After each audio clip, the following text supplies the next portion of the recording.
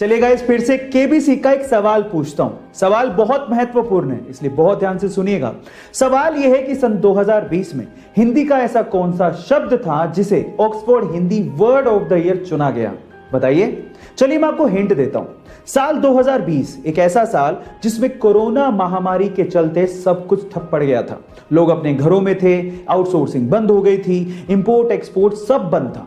उस टाइम पे हम इंडियंस को दोबारा अपने पैरों पर खड़ा करने के लिए, दोबारा जगाने के लिए उस शब्द का इस्तेमाल किया गया। चलिए मैं आपको बता ही देता हूं। वो शब्द है आत्मनिर्भर, सेल्फ रिलायंस। एक ऐसा शब्द या फिर यूं कहें कि एक ऐसी फीलिंग जिसके बिना कोई भी डेवलपिंग कंट्री तरक्की नहीं कर सकती।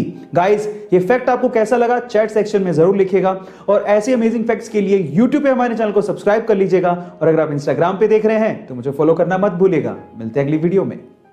दोस्तों, क्या आप जानते हैं कि दिवाली सिर्फ हिंदू धर्म के लोग ही नहीं बल्कि कई धर्मों के लोग मनाते हैं। इनफैक्ट कई अलग अलग देशों में दिवाली को अपने अपने अंदाज में सेलिब्रेट किया जाता है। जैसे कि मलेशिया में भी दिवाली सेलिब्रेट की जाती है और वहाँ के लोग इसे हरी दिवाली के नाम से जानते हैं। अगर बात करें थाईलैंड की, तो वहाँ के लोग दिवाली को लाम क्रियोंग के नाम से जानते हैं। इस दिन वो लोग पटाखे नहीं फोड़ते, बल्कि दिवाली के दिन वो केले के पत्तों से बने दिए जलाकर इस त्योहार को मनाते हैं। नेपाल के लोग दिवाली को तिहार और स्वांति के नाम से मनाते हैं और इसी दिन वहाँ पे कुत्तों की भी पूजा की जाती है। श्रीलंका में दिवाली मनाने का तरीका और भी अलग है। जो मिश्री होती है, वहाँ के लोग उनके क्रिस्टल से अपने देवताओं की आकृतियां बनाते हैं, घरों को सजाते और रोशनी करते हैं, साथ ही दोस्तों पटाखे भी फोड़ते हैं। बात करें इंडिया की, तो वेस्ट बंगाल में दिवाली को काली पूजा के रूप में मनाया जाता है। और जैसा कि मैंने कहा था, सिखों में भी इस त्योहार को मनाया जाता है, क्योंकि गुरु हरगोविंद जी को मुगलों ने इसी दिन रिहा किया था। इनफैक्ट दिवाली के ही दिन गोल्डन टेम्पल की नींव भी रखी गई थी। वीडियो पसंद आए तो लाइक करिए and happy Diwali to all of you in advance. बहुत सारे मेल्स रिसीव हुए, लेकिन कुछ एक मेल्स तो ऐसे थे एंड आई वाज शॉक्ड। उन मेल्स को पढ़ने के बाद मुझे ऐसा लगा कि ये मुद्दा जितना गहरा दिख रहा है, एक्चुअल में वो उससे भी ज्यादा गहरा है।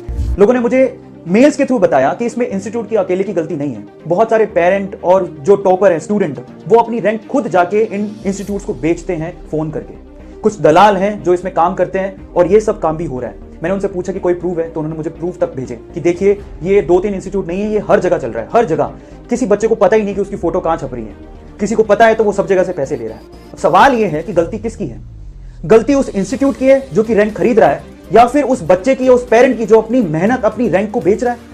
और आपके खरीदने और बेचने के बाद जो बड़ी बड़ी एडवर्टीजमेंट आ रही है ना गाइस, उसका असर लोगों पे क्या पड़ रहा है मालूम है आपको?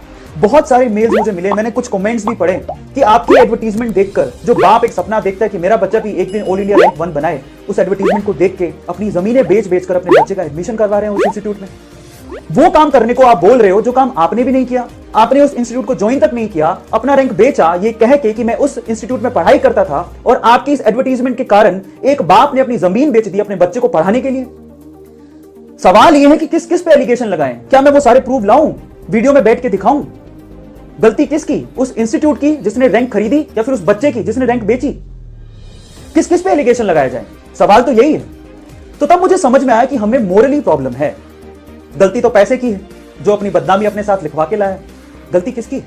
हमें सोचना पड़ेगा। दोस्तों, इस दुनिया में एक ऐसा समुद्र भी मौजूद है जहाँ आपको तैरना ना भी आता हो तो भी आप डूबोगे नहीं। इसमें आप लेटे लेटे अखबार भी पढ़ सकते हो। ये समुद्र इजराइल में मौजूद है, जिसे डेड सी के नाम से जाना जाता है, क्योंकि इसमें नॉर्मल समुद्र से 10 गुना ज्यादा नमक पाया जाता है। इस एक्सपेरिमेंट को आप अपने घर पर भी कर सकते हो, लेकिन इसके लिए आपको मोटा खर्चा करना पड़ेगा। मेरे प्यारे दोस्तों, अगर वीडियो आपको थोड़ा भी अच्छा लगा होगा तो एक लाइक करना, और वीडियो को ज्यादा से ज्यादा शेयर भी करें, और मेरे चैनल को सब्सक्राइब करके बेल आइकन को जरूर दबाएं।